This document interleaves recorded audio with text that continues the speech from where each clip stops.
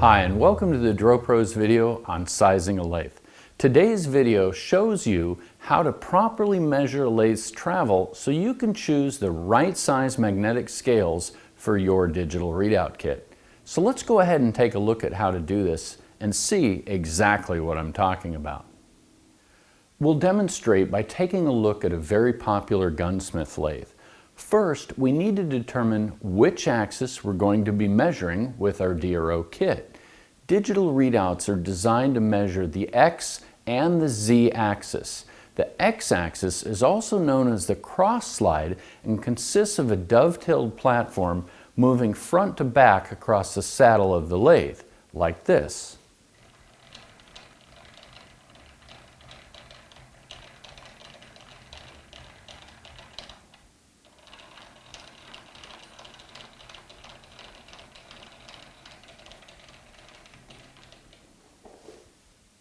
The Z-axis is the side-to-side or longitudinal axis and consists of the carriage moving left or right along the top of the bed, like this.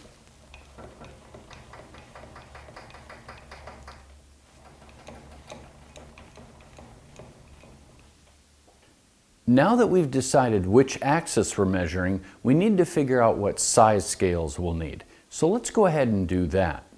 We'll start with the cross slide or the X-axis. First, we need to measure the full travel or movement of the cross slide. To start, we need to position the cross slide all the way to the front of the machine. Now, notice that I'm moving the cross slide all the way until it hits the stop behind the cross slide hand wheel. Now, with the cross slide against the stop to the front, we'll make a mark between the cross slide and the saddle. Now, where we make the mark isn't really important. It just needs to be somewhere between the two moving halves. And if we look closely, you can see that we've previously made a mark in blue between the cross slide and the saddle.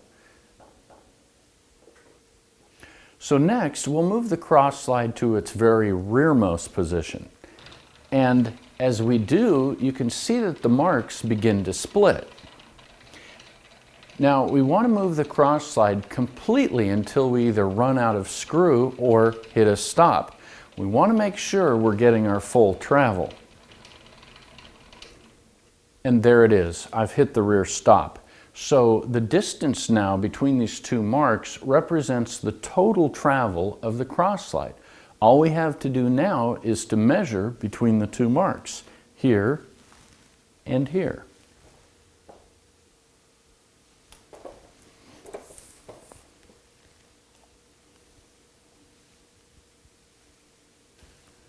And we can see that the distance looks to be about 6.5 inches.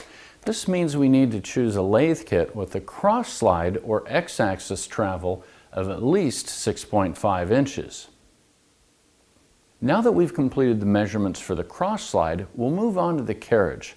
But first, we need to reposition the cross slide so it doesn't hit the chuck. So let's move the cross slide all the way to the front of the machine.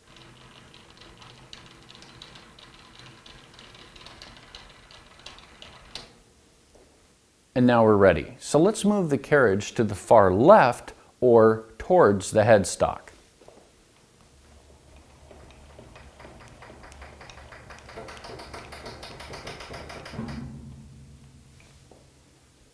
Okay, so right here is the farthest to the left our carriage is going to move.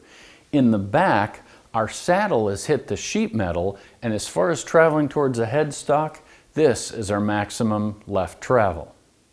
And you can see here that just to the left of the apron, we've made a mark onto the bed of the lathe, right here. Next, we'll move the carriage all the way to the opposite or the tailstock end of the lathe.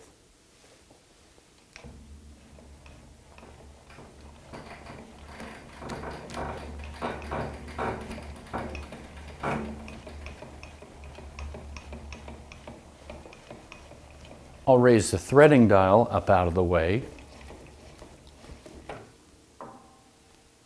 And now that the carriage is the farthest to the right our machine will travel, I'll measure the distance between the mark we made previously and the left side of the apron.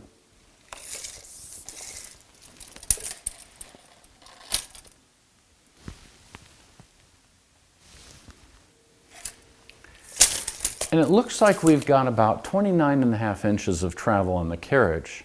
So just to recap, we need to choose a lathe kit that has a cross-slide travel of at least 6.5 inches and a carriage travel of at least 29.5. Now remember, magnetic scales can be easily cut or shortened, so for this lathe we would choose an 8x40 lathe kit and simply cut the scales down to the exact length we need. Well, that's it for how to measure your lathe's travel for magnetic scales. It's easy to do. I've shown you how to do it, and now you can do it too.